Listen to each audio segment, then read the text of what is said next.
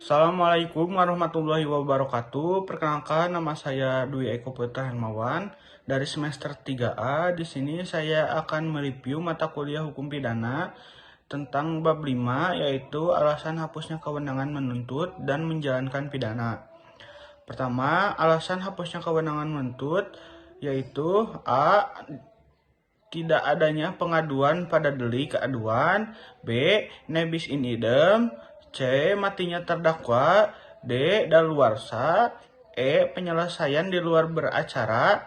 F. Adanya abolisi dan amnesti. Yang pertama yaitu tidak adanya pengaduan delik pada aduan. Tidak adanya pengaduan pada delik aduan. Dalam buku 1 tidak ada pengaturan khusus tentang delik aduan, melainkan diatur dalam buku 2 tentang kejahatan, sedangkan dalam buku 3 tidak dikenal adanya delik aduan.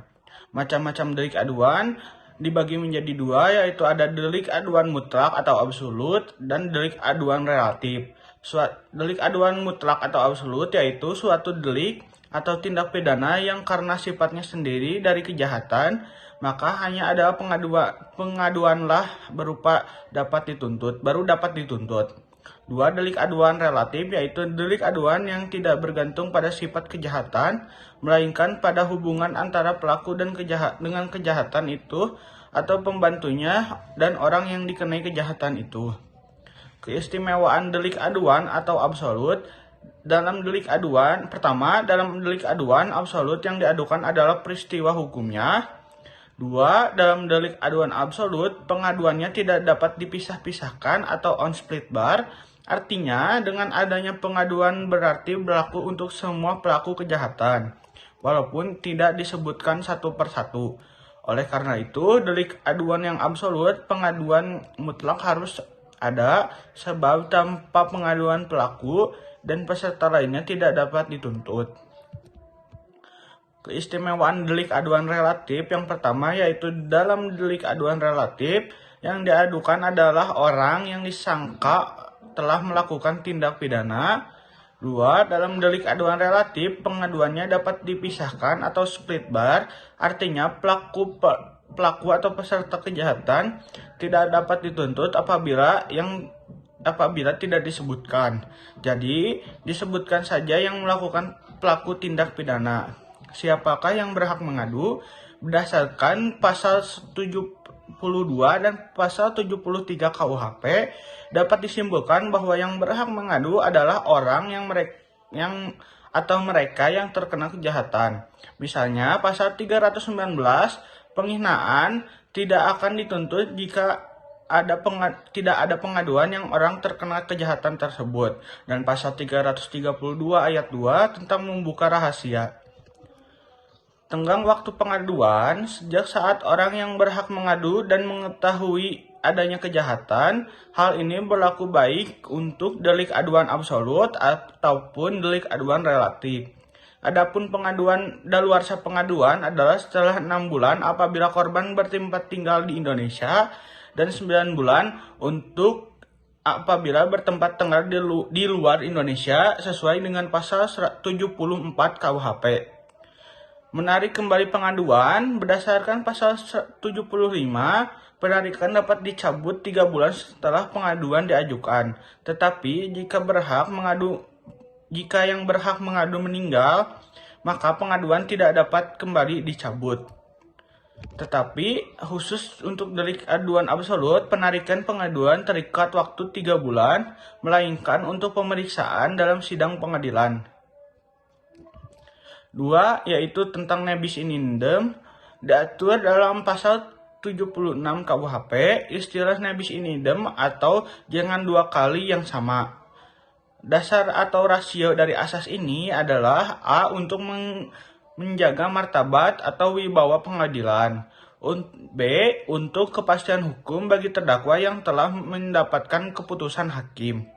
Syarat-syarat nebis in idem yang pertama yaitu ada putusan hakim yang telah inkrah. 2. Putusan yang dijatuhkan berlaku untuk orang yang sama. 3. Perbuatan yang dituntut kedua kali adalah sama dengan pernah diputus. 3. Tentang matinya terdakwa, pasal 77 KUHP. Kewenangan menuntut pidana menjadi hapus dengan matinya terdakwa.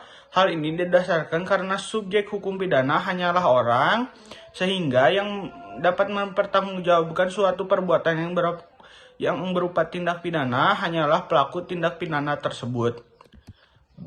4. Tentang daluarsa atau verzaring, pasal 78 KUHP. Alasan dilakukannya daluarsa karena sangat mempengaruhi daya berlakunya penuntutan sehingga A. memperlemah ingatan terhadap gangguan atas ketertiban yang telah dilakukan, dengan demikian mengurangi pula kegunaan dari penuntutan atau pemindanaan. 2. Menyulitkan pembuktian karena memperkecil kemungkinan akan berhasilnya penuntutan. Dengan maksud daluarsa atau tenggang waktu ini adalah untuk memberikan kepastian dan ketertiban hukum, terutama untuk penuntut umum dan terdakwa terlebih untuk terdakwa. Batas daluarsa menurut pasal 78 KUHP. Pertama, yaitu untuk semua kejahatan dan pelanggaran yang dilakukan dengan percetakan adalah 1 tahun. Untuk kejahatan yang diancam hukuman denda, kurungan, atau pidana penjara paling lama 3 tahun, daluarsanya sesudah 6 tahun. 3. Untuk kejahatan yang diancam hukumannya pidana lebih dari 3 tahun, daluarsanya sesudah 12 tahun. Sedangkan untuk kejahatan diancam pidana mati atau seumur hidup, maka daluarsanya adalah 18 tahun.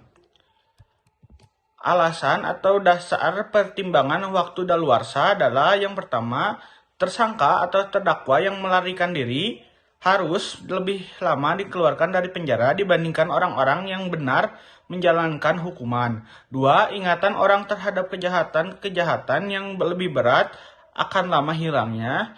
3. Kemungkinan untuk memperoleh barang bukti semakin berkurang, sehingga sukar untuk dikumpulkan karena hilang, rusak, dan sebagainya.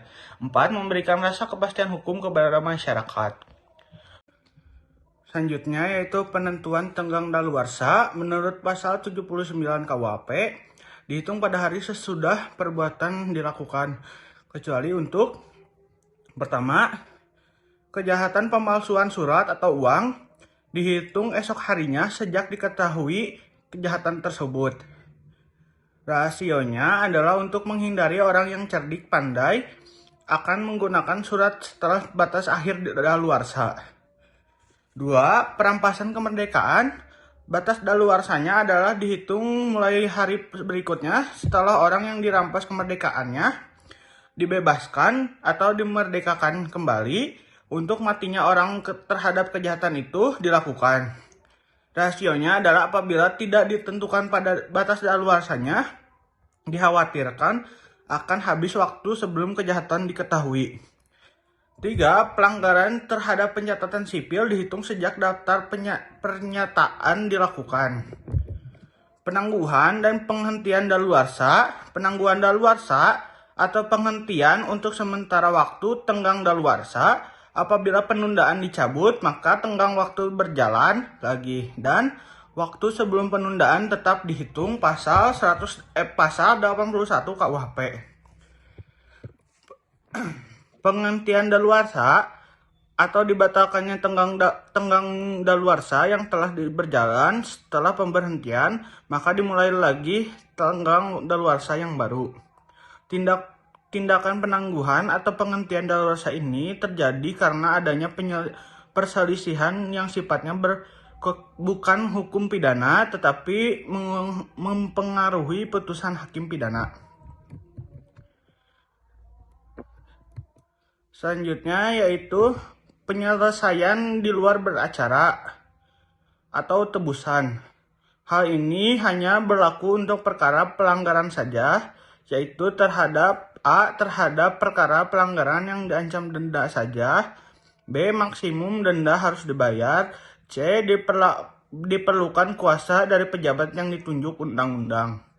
AFKOP ini sifatnya sukarela dan harus inisiatif terdakwa sendiri. Tidak berlaku untuk tersangka yang berumur di bawah 16 tahun atau anak-anak.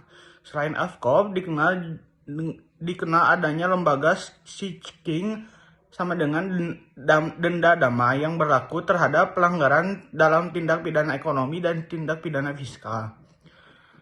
Asas ini merupakan kewenangan JPU dengan dasar asas opportunity atau demi kepentingan umum. 6. Abolisi dan amnesti.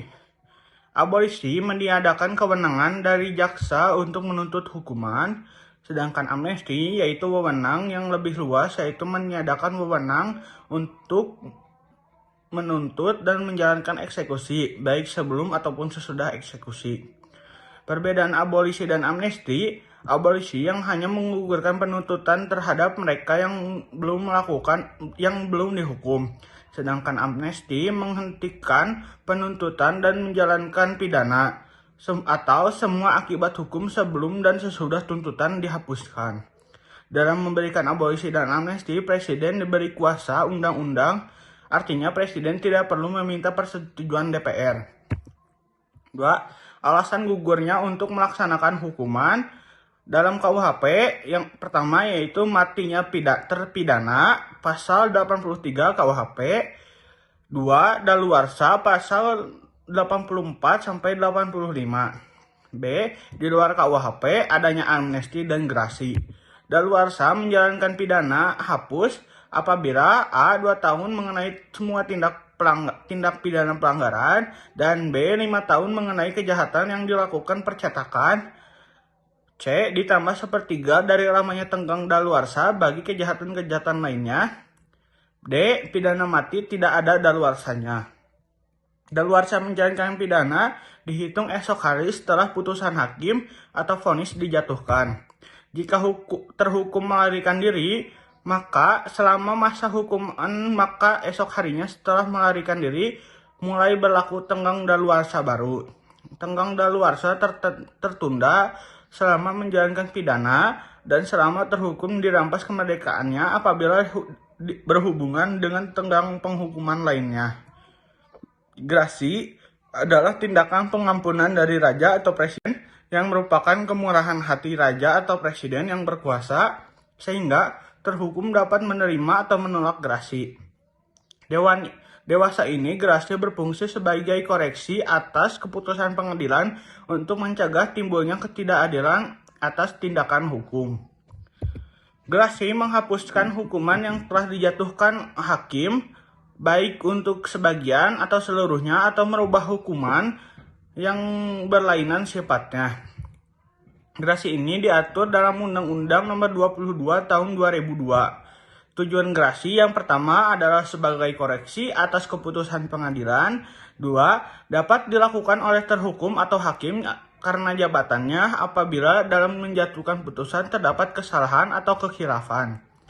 Yang dimaksud dengan kesalahan atau kehilafan adalah apabila hakim salah menerapkan atau menafsirkan peraturan terhadap suatu tindak pidana, sehingga akibatnya dalam berpenetapan saksi pun salah.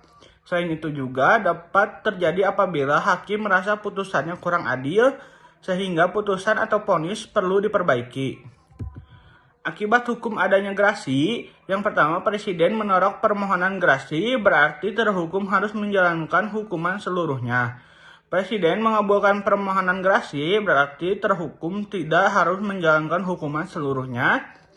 3. Presiden mengadakan perubahan hukuman atau kumutasi berarti mengadakan perubahan masa hukuman, misalnya hukuman mati dirubah menjadi seumur hidup, hukuman penjara menjadi kurungan, dan lain-lain.